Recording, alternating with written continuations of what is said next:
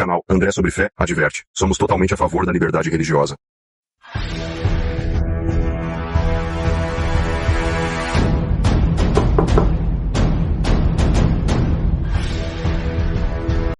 A edição de A Sentinela de agosto de 2025 trouxe à tona uma significativa atualização teológica. Uma nova luz, no jargão das Testemunhas de Jeová, sobre o entendimento de Mateus 24:14, relacionado com Apocalipse 16:21. Essa nova interpretação afeta diretamente a escatologia da organização, particularmente no que diz respeito ao trabalho de pregação durante a Grande Tribulação, e tem implicações não apenas doutrinais, mas também práticas e até mesmo potencialmente perigosas para os adeptos. Bem-vindos ao André Sobre Fé Podcast.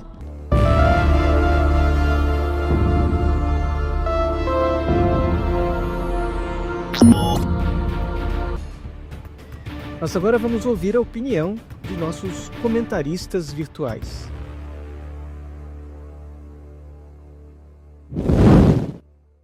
Olá, hoje a gente vai dar uma olhada numa mudança importante, uma nova luz, como chamam, né?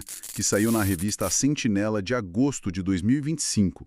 É uma publicação central das Testemunhas de Jeová. O foco principal, então, é uma atualização na forma como eles entendem a pregação durante a Grande Tribulação. Basicamente, agora estão conectando Mateus 24:14, que fala de pregar as boas novas, sabe? Com Apocalipse 16:21. Essa passagem do Apocalipse fala de uma tempestade de granizo simbólica. E eles interpretam isso como uma mensagem, assim, mais dura, de julgamento. Então a nossa conversa aqui é para tentar entender o que essa mudança significa de verdade. Vamos olhar um pouco o histórico, né? O tom da mensagem da organização, pensar nas instruções que podem vir para os membros e tentar sacar se isso indica que a mensagem apocalíptica vai ficar, tipo, mais suave ou mais pesada. A gente está se baseando nas publicações deles mesmos e num documento de análise que a gente consultou. Ok, vamos lá. Essa nova luz. Qual é a essência dela? A ideia é que a pregação das boas novas e essa mensagem de julgamento, do tal granizo, elas não estão separadas, elas estão interligadas. E a reação das pessoas é que define o efeito, né? Para uns, seria um aroma de vida, para outros, um cheiro de morte, citando lá 2 Coríntios. Exato, e tem um ponto aí que é fundamental nessa mudança. É a ideia de que a pregação não vai simplesmente parar depois que Babilônia a Grande for destruída, que para eles é o conjunto das religiões falsas, né? Pelo contrário, a pregação continuaria, e talvez até com mais intensidade mais perto do Armagedon. Isso é uma mudança bem grande em relação ao que eles entendiam antes. Nossa, continuar pregando depois da queda de Babilônia. Isso muda bastante o cenário esperado, né? E pensando nesse histórico que você mencionou, a organização já mudou o tom várias vezes, certo? Assuntos falam dos anos 30 com o Rutherford, aquelas marchas, os cartazes chamando a religião de laço e extorsão. Bem direto ao ponto. Depois, parece que o foco foi mais para a mensagem do reino, algo talvez menos confrontador. Essa nova luz agora seria tipo um retorno àquele tom mais agressivo ou é outra coisa? Então, é interessante ver que a própria Sentinela de 2025, ela mantém uma certa ambiguidade. Ela usa essa metáfora do granizo extraordinariamente grande, que soa bem severo, né? Mas, ao mesmo tempo, ela diz que algumas pessoas podem achar a mensagem atraente. Isso deixa a coisa meio em aberto, sabe? Como vai ser exatamente esse tom? Talvez dependa de como as pessoas vão reagir, como a própria passagem de 2 Coríntios sugere. Não está claro se vai ser uma mensagem agressiva para todo mundo ou se vai ter, sei lá, nuances. Essa ambiguidade é curiosa mesmo. E aí entra um fator que é chave para eles, a obediência incondicional ao corpo governante, à liderança. Lembro de uma sentinela de 2013 que foi bem explícita nisso. Falava da necessidade de obedecer às instruções, quer pareçam fazer sentido, quer não. Essa parte é bem marcante. Exatamente. E isso foi reforçado mais recentemente numa sentinela de 2023. Eles usaram a obediência durante a pandemia como exemplo para o que esperar na Grande Tribulação. E a frase que usaram é forte. Obedecer a essas instruções é o que nos vai salvar a vida. Claro, isso levanta uma preocupação, né? E se essas instruções futuras envolverem mensagens ou ações que sejam vistas como agressivas ou que coloquem os próprios membros em risco, ainda mais num cenário que eles descrevem como caótico? Essa questão do risco. Uma coisa que me chamou a atenção na análise que a gente viu foi um contraste. O membro comum estaria ali na linha de frente, né? Possivelmente encarando reações hostis, enquanto a liderança, o corpo governante, estaria mais protegida. Lá nas instalações deles em Warwick, Nova York, por exemplo. Como a análise aborda essa dinâmica? Sim, essa é uma observação que a análise levanta. Toca justamente nessa questão. Quem assume os riscos diretos que vêm das diretrizes, numa estrutura que é tão hierárquica e que enfatiza tanto a obediência? Com toda essa complexidade, a interpretação nova, o tom incerto, a exigência de obediência total e a questão do risco, que cenários futuros a análise sugere para essa pregação? Como isso pode se desenrolar na prática? Olha, a análise que temos explora algumas possibilidades. Um cenário seria uma mensagem talvez mais estratégica, sabe? Adaptada para diferentes públicos ou situações. Outra possibilidade seria um tom bem mais duro mesmo, mais profético, quase como as pragas do Egito em termos de julgamento, bem direto. E uma terceira possibilidade, que está muito ligada a essa ênfase na obediência, seria receberem instruções inesperadas. Talvez até coisas que pareçam ilógicas, justamente para testar a lealdade dos membros. Então, para a gente amarrar os pontos principais aqui, o que tiramos das fontes é: primeiro, a pregação do fim foi na prática estendida e pode ser intensificada. Isso muda o que se esperava para a grande tribulação. Segundo, essa mudança vem junto com uma exigência ainda maior de obediência, mesmo que as ordens pareçam estranhas ou arriscadas. Isso. E aí a gente volta para o padrão histórico que você mencionou. Ao longo da história deles, mudanças no tom, na intensidade da mensagem, muitas vezes vieram com expectativas diferentes de obediência e risco para os fiéis, né? E isso deixa a gente com um pensamento final, que vem da conclusão da análise que lemos. Se a mensagem principal é que obediência salva vidas, ainda mais diante de instruções que podem ser perigosas e vêm da liderança, fica a reflexão: quais vidas essa estrutura de obediência cega, nesse cenário futuro de risco potencial, estaria em última instância protegendo? É algo para se pensar.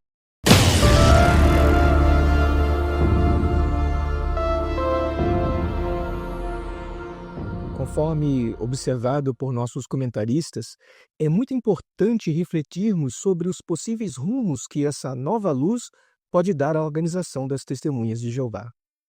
Se as palavras desse artigo se referirem à pregação, digamos, normal das boas novas, por exemplo, que Cristo em breve virá, que o mal vai acabar, etc., então, nessa situação, na minha opinião, seria algo positivo. De certo modo, sinalizaria um certo afastamento das bombásticas mensagens de condenação que são historicamente associadas com essa organização. Por exemplo, naquele período sombrio da história da humanidade durante a Segunda Guerra Mundial, Rutherford, que tomou a presidência da Sociedade Torre de Vigia, fez declarações públicas fortemente críticas ao líder da Alemanha naquela época, que nós vamos chamar aqui de Bigodinho, se é que vocês me entendem. E essas declarações contribuíram para a perseguição das Testemunhas de Jeová naquele país. Inicialmente, Rutherford até usou uma linguagem ambígua no folheto Declaração de Fatos, que foi distribuído no Congresso das Testemunhas de Jeová em 25 de junho de 1933. Esse folheto, segundo o erudito James Penton, utilizou uma linguagem que buscava mostrar as Testemunhas de Jeová como compatíveis com os altos ideais do governo alemão e até mesmo distanciava o grupo daquele outro grupo que já era alvo de perseguição. Altos ideais do governo do Bigodinho? Como assim altos ideais? Reflita nisso. E uma vez que essa primeira tentativa não deu certo, em 1934 ele subiu o tom. O que ele fez? Ele enviou uma carta aberta ao Bigodinho denunciando o regime. E como se não bastasse, ele também fez vários discursos internacionais via rádio. No seu discurso Fascismo ou Liberdade, que foi transmitido para o mundo inteiro, né, internacionalmente, Rutherford declarou: o diabo colocou o seu representante, o Bigodinho, no controle. Um homem demente, cruel, maligno e implacável. Não que o Bigodinho não fosse essas coisas, mas vamos analisar a fala de Rutherford daqui a pouco. Já em 1935, num folheto chamado Crise, que também foi internacionalmente distribuído, ele condenou o regime alemão e outras formas de totalitarismo, associando-os a Satanás. E qual foi o resultado? Isso aumentou a hostilidade do regime contra as testemunhas. Na sentinela de 1º de outubro de 1939, em inglês, Rutherford escreveu o seguinte, e, de novo, eu vou mudar algumas palavras por motivos óbvios. A besta e seus partidários não escaparão da ira de Jeová. Assim como Deus destruiu Faraó e seus exércitos no Mar Vermelho, ele varrerá o Bigodinho e seu partido da face da terra. Forte, né? Segundo alguns críticos eruditos das Testemunhas de Jeová, entre eles o já citado James Penton, essa postura belicosa de Rutherford foi imprudente e só piorou a perseguição.